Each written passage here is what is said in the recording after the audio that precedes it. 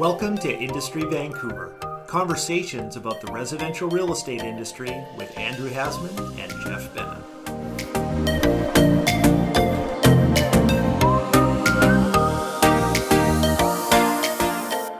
Hey, good morning, Jeff Bennett. Hey, good morning, Andrew. How are you?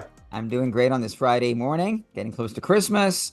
The year's gone very quickly, keeps just trotting along. It's amazing how the year has flown. I know. We're getting all set for the holidays here. Kids are coming home later in December. Very excited to see them both. Yeah, We've nice had time all of kinds year. of crazy weather, and we got to experience it firsthand. Heather and I went and spent the weekend in Tofino for our anniversary. Yes. We got married late in the year for tax reasons. So it was very pleasant, but you can really see the power of, the wind and the rain, and it was incredible. Yeah, that bomb cyclone. I mean, climate change is definitely happening in full force, and we're seeing the effects of it here. Yes. If you're a weather buff like I am, it's quite exciting, but you sure don't want to be one of those homeowners that has a tree land on your house or on your car. So it's precarious out there.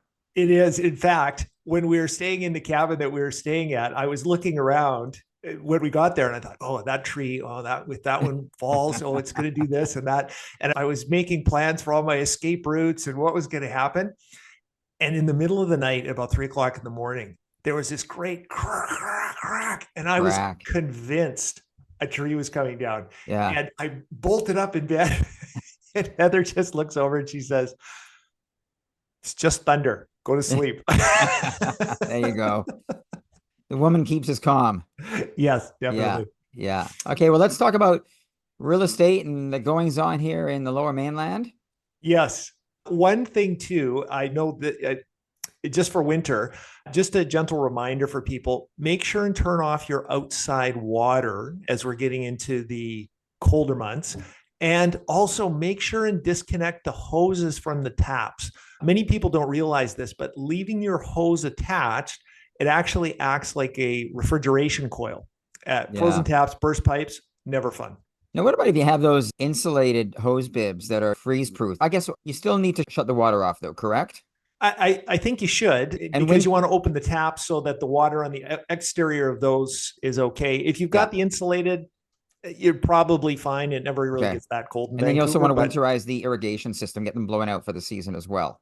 100%. Yeah, a lot of people forget, and they do it in January after the first few freezes, only to find that they've damaged their system. So it's a good idea to do it really a few weeks ago, because we're now starting to see, we're getting into the frost season. So if you haven't done it, get it done ASAP. Well, we've gone outside the last couple of mornings with the dog, and it's been like, oh, God.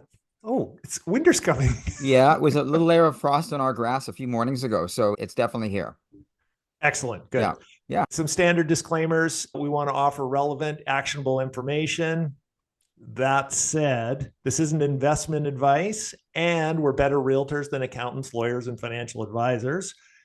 And also, we're going to add something. Full disclosure, you and I are owners of Vancouver real estate. We like it when prices go up. And we do make a fee when we help you. So then the shameless plug, if you need help getting a home sold, we're happy to help. And we're thrilled to talk about real estate. Couldn't have said it better myself, Jeff. Thank you for taking the lead on that this morning. Very nice. So how to get your home sold in a challenging market. If you want to take advantage of another opportunity, if you don't have the luxury of waiting, if your tenants have moved out and you don't want to re-rent it, if you're going to get clipped with EHT or SVT, not to sound too much like a realtor, but it's often true, the best time to sell is actually right now. Yeah, well, again, if you're listening now, I got to think that the competition out there is much less now than, say, versus going to the market in February, March, when we're going to have a lot more product coming to the market. So you've got the market almost to yourself this time of year. It's definitely, buyers have less selection, and you can definitely get your house to stand out from all the competition if you set yourself up correctly. Absolutely. Yeah. We know the market conditions now. The future's less certain. It's always a good idea to weigh that certainty against the risk. What do you stand to gain? What do you stand to lose? And against what cost? So the place that we always like to start, I guess, is what do we know now? How's the market? And I went back to look at some of the numbers for context. Don't get too hung up on all these specific numbers. I did the math so you don't have to, and I'll summarize at the end. I took advanced math in high school, and my teacher, Phil Mendez, was always after me to show my work. It's super helpful, and I got in the habit then. So you'll forgive me if I go on a little bit too in depth, but A little analytical. That's I okay. That's analytical. okay. It's just There's how people I that like roll, the right? numbers, people that like the numbers, and people that just want to know, give me the straight goods. Okay, so bear with me. The month of November, not quite over yet as Yeah. we're recording. Yeah. One more reporting day, and I'm going to choose just to ignore that. As of this morning, there was 4,247 active listings in Vancouver. And that's the greater area. That's under the real estate board, the greater area of Vancouver, correct? Yeah. Yeah. Vancouver East, Vancouver West, detached and attached, which Oh, includes houses and condos and the whole thing. does it go with the Burnaby and Coquitlam, or No, we're just no, talking? no. Oh, the city of That's Vancouver. just Vancouver. Okay, got it. Okay. So for all of Vancouver, so far this month, there have been 634 sales, and that gives us a 6.7 months supply. So pretty balanced. Yeah, pretty balanced. Yeah. Yeah. And just to reiterate too, it doesn't mean that it's going to take 7 months to sell your place, only that if no new homes came on the market, it's about 7 months before they're all bought up. Just Right. simply, it's an absorption rate. Yeah. Yeah.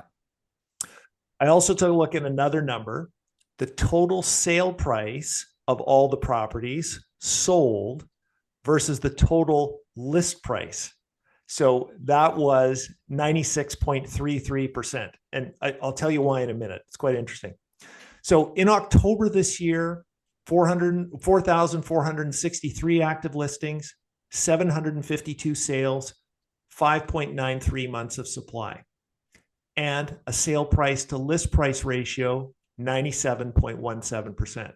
So for context, in November of last year, the numbers were 3,500 listings, just under 500 sales, 7 months of supply, and just under a 97% sale price to list price.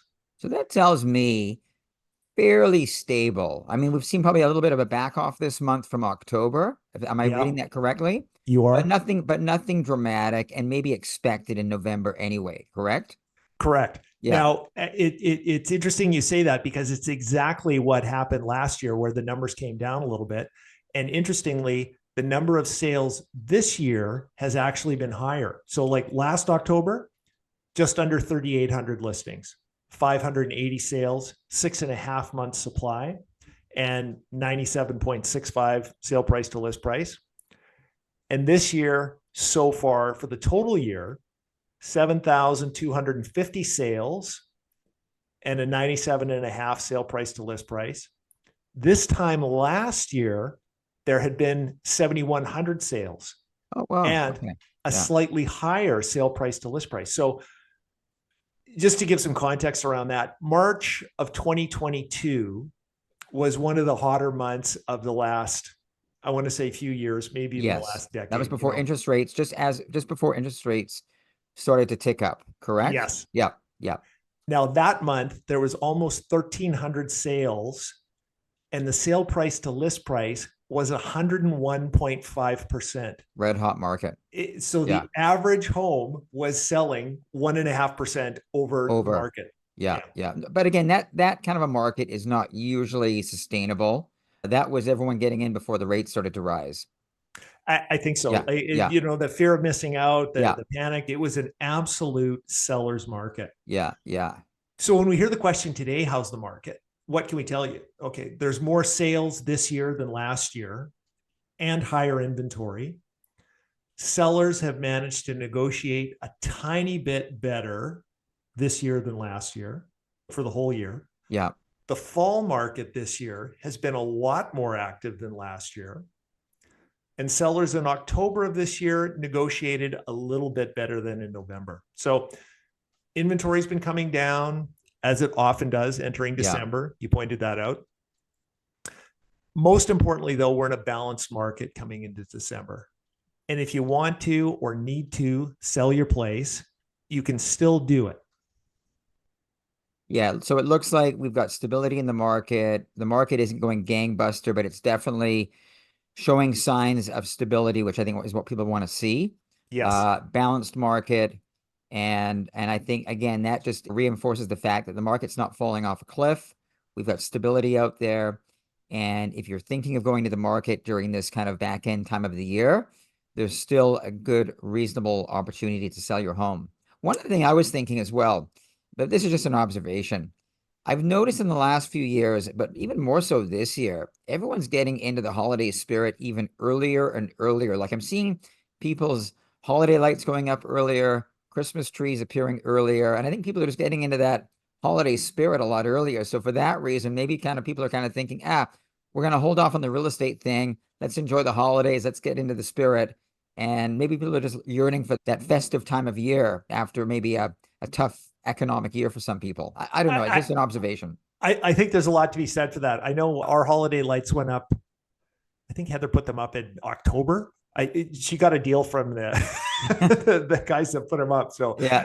the lights went up very early. So I feel like we've been in process. I was super excited. I got a Lego Star Wars advent calendar. We're going to start working on that on the 1st of December. So there's all kinds of fun things happening. Well, I just find that people are getting into the spirit a lot earlier. There's a lot more lights going up earlier. Usually it's kind of right around now where it starts, but it seems like it started as early as kind of middle of November. We were starting to see holiday lights and Christmas trees going up. So I think people are kind of yearning for that holiday spirit. And maybe for that reason, maybe that's why November sales are a little bit off a bit because people are focusing on the holiday season. I don't know. Just an observation that I had. I think yes. And there's two things that I'm seeing as well. So one of them, and I'm cautious about this, there is a belief that values always go up in Vancouver. And over time, that's generally been correct. So a lot of times, many realtors, many sellers, if they're discouraged a bit for the fall market, they might say, hey, you know what, let's just pull it off the market, wait till spring, see what happens. Over time, that's generally been a decent strategy, except the values of some homes have not gone up as much as we might like to believe. So I was thinking back, and I know we discussed a little bit in the spring of 2016 at the peak of the market. There's still a lot of people after 8 years of holding, their prices are still below what they paid. 8 years later, years later, we had irrational exuberance. We had fear of missing out. Money was pouring into BC.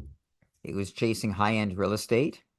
And yes, 8 years later, home prices for some of those properties are down 15, 20% and more. And we're talking kind of the higher end of the market, kind of that, that 4 million plus.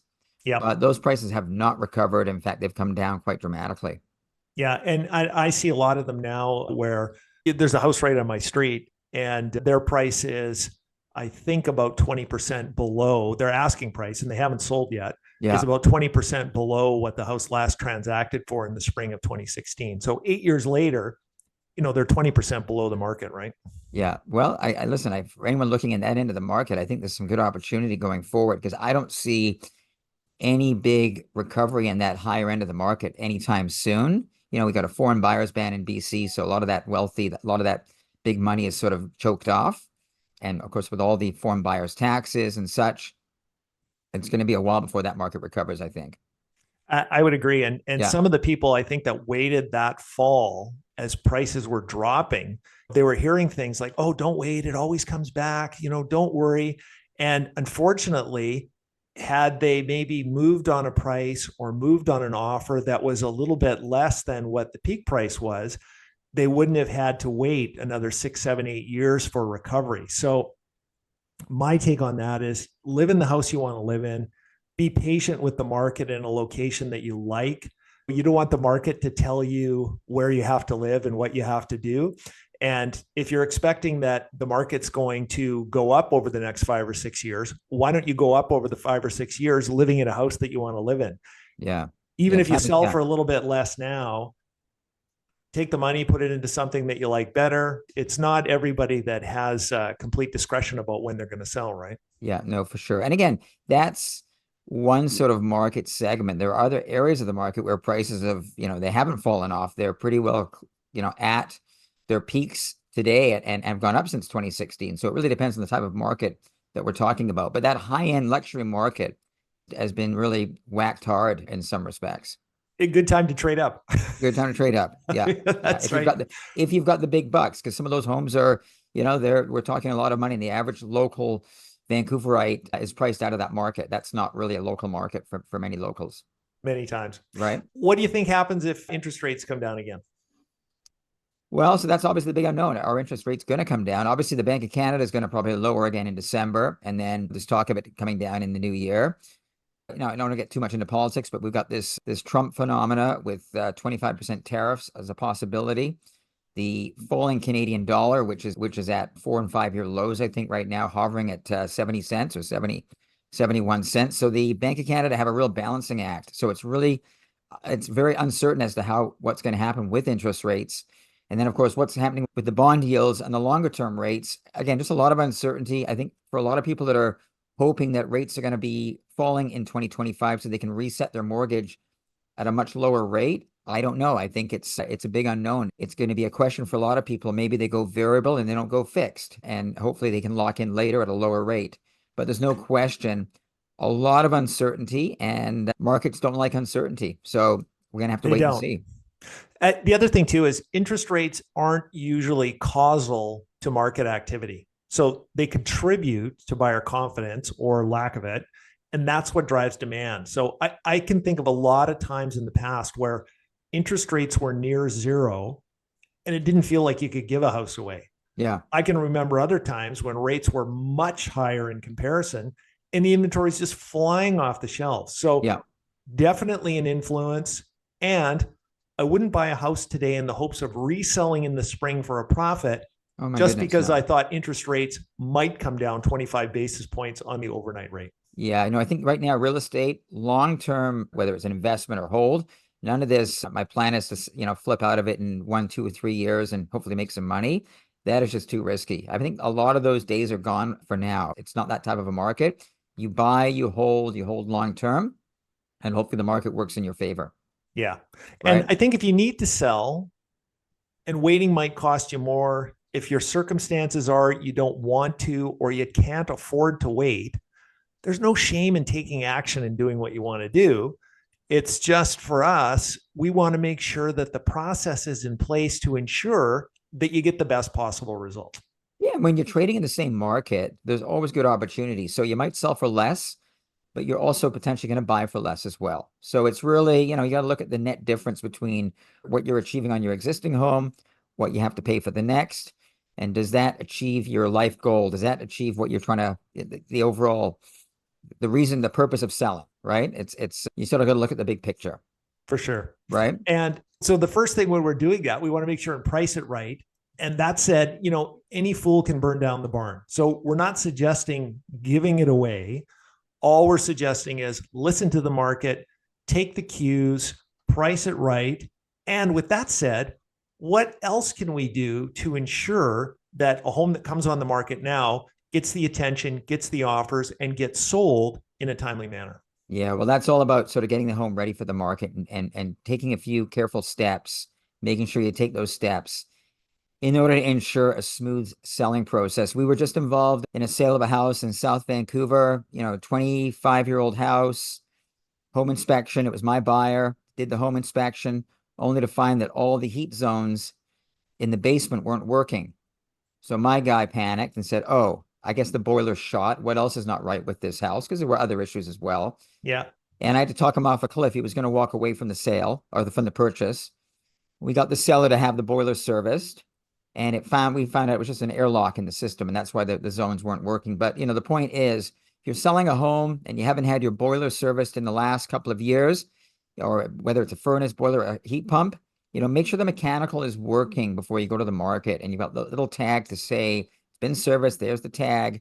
Give the buyer some level of confidence. So making sure those steps are done, as well as making sure the gutters are clean and all the light bulbs are working, and all those bits and pieces that really aggravate buyers when they're doing their inspection to find all these deficiencies, which are easy to resolve before you go to the market. But so many people, I hate to say this, but so many people are just lazy.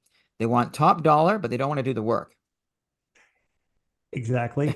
And you know what, the funny thing about it too for me is the cost of doing it in advance with whatever, if it's time, if it's money, if it's other resources, is always a lot lower than the emotional cost of trying to negotiate your way out of it, the actual financial cost of trying to negotiate your way out of it after the fact. Buyers, when they're looking at a home, they're parting with all this money, they're getting it, they've built it up in their mind, they've got all these dreams and aspirations about what the home means to them. And when they get inside and they find out, oh my gosh, there's a, fill in the blank. Oh, they haven't serviced the furnace in a dozen years. Well, what's that going to be worth to them in their mind? That's $100,000 problem. It's $100,000 discount, Yeah. where to get it serviced, even if the whole thing was broken and you had to replace it, Yeah. $3,500, $5,000 fix. So I think the main takeaway for me on that is make sure the condition's right. I know you're a big fan of the pre-inspection for the home. Just find out what everything's wrong with it. Everything Yeah. a home inspector is going to find, just fix it all and get it ready and make sure that you're good to go. I had a client I was with yesterday, actually, and I said to her, we're going to put the house on the market in the spring. And I said, why don't we get the home pre-inspected? That's going to sort of bring to light any potential issues. I don't think there's going to be much, but that'll give the buyer confidence when they make an offer that we've had an inspection done, we've found a few things, we've taken care of it. And the client said to me, well, Andrew, what happens if we find some problems? And I said, well, you're going to fix them. I mean, that's, Yeah. I mean, I don't think there's going to be anything major, but it's just nice to be able to sell a home with confidence, knowing that all the few little bits and pieces have been resolved.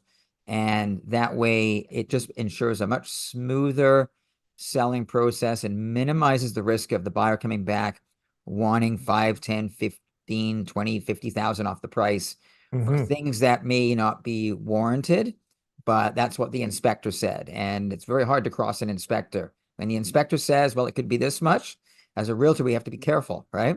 Yes. Right. Well, and nobody likes to be wrong. Yeah. And nobody likes to know that their inspector was being corrected. So the easiest way out of that situation is just make sure all the work's done in advance. Yeah. Yeah. Because if you have to start getting quotes after the inspection, before the subject removal, it all takes time. And during that time, there's the risk that the buyers kind of get cold feet and decide just to walk away. And so if you can get all this done before going to the market, just makes for a much smoother selling process. And boy, oh boy, you'll probably sell your home for more money just because you've got that pre-inspection done. And the buyers still might do their own inspection, but at least they've seen that the seller's taken the care to resolve any issues ahead of time that they found. It just gives confidence to the buyer. It does give a lot of confidence. Right. And there's no better way than to say, here it is, full disclosure. I'm being absolutely transparent. Here's what I found. Here's what I fixed. You can buy this home and you don't have to worry about anything. Yeah. And that's how you typically achieve the best outcome. But again, a lot of sellers just won't do it. They feel it's too much of a hassle. They don't want to spend the $600-700 for the inspection. But we really try to encourage that, especially in a house that's maybe a little bit older and you can see there's some wear and tear and there's some issues. Again, no one expects perfection, but again, having that knowledge ahead of time just allows the buyer to have more confidence in the purchase. And that confidence is the key to a successful transaction. Yeah, right? Absolutely. Yeah. So, again, we do this every day. And I always say to my clients, this is what we do for a living. And we just want to make sure the process is straightforward, stress-free, and it's a pleasant experience. There's nothing worse than, the inspection happens and there's 4 pages of deficiencies and you're kind of just shaking your head going, oh my goodness, like, how are we going to keep this thing together? Because there's so many things that the buyer's going to ask for. Yes. Let's talk about something else that a seller can easily control most of the time: accessibility. In March of 2022, I mean, you could say, oh, we're going to show it for an hour on Thursday and we'll look at offers that afternoon, and 25 people show up and throw down a number. We're not in that market now. And it's super inconvenient. It makes a total mess of your day. There's a lot of effort required to put it all together for a showing. And a lot of times it just feels like there's people thrashing about and not doing much. But the underlying principle is, to get a home sold, people got to be able to look at it. Yeah. Don't put too many restrictions on when you can see it and when you can't, because again, you're going to potentially lose people. No question about it. Yeah. The easier it is for them to get in, the easier for it is to you to get sold. Yeah. I mean, that's always a challenge. with a tenanted property, and we have to sort of, we have to work around the tenants because tenanted properties can be tougher to sell and tougher to show. Yeah. But the rule of thumb, the more accessible the property, the easier it's going to be to sell. You know what? You raise a great point. So here's the thing with the tenancies is that we're finding that even if the market's not the best, or you don't feel like the timing is ideal, if you are in a situation where your tenant has moved out, where your tenant has given notice and the property is going to be vacant for a period of time, we're actually experiencing that it's more important to take advantage of that emptiness than any timing of the market, because to sell a property with a tenant is just that much more difficult. Whereas without a tenant, you can show it whenever you want. You can give completion whenever you want. If they want to close in 2 weeks, you can absolutely do it. There's so many advantages to the home being vacant that even if the timing isn't perfect for you, it's a lot better if you're thinking of selling in the near term rather than re-renting it. My suggestion has always been now to just go ahead and sell it as soon as the tenant's out of there. Couldn't agree more. Once you've got a tenant in there, it can be very difficult to show. We don't know how the tenant's going to set the place up. So if it's not set up correctly, or they're not the best housekeeper, and then you've got the issue with, notice. And of course, if it's a fixed lease, then you've got to abide by the tenancy agreement. And if it's a month to month, you could be waiting 3 or 4 months to get possession. So again, if you've got a vacant property because the tenant's moved out, it's an optimum time to sell. Clean it up. Maybe you want to stage it, fresh coat of paint. It'll go a long way to achieving a better outcome. No question about it. Absolutely. Yeah. And, that's the other nice thing when the tenant's out, like you can't say to them, oh my gosh, it would be so great if you guys wouldn't mind. Just move your couch.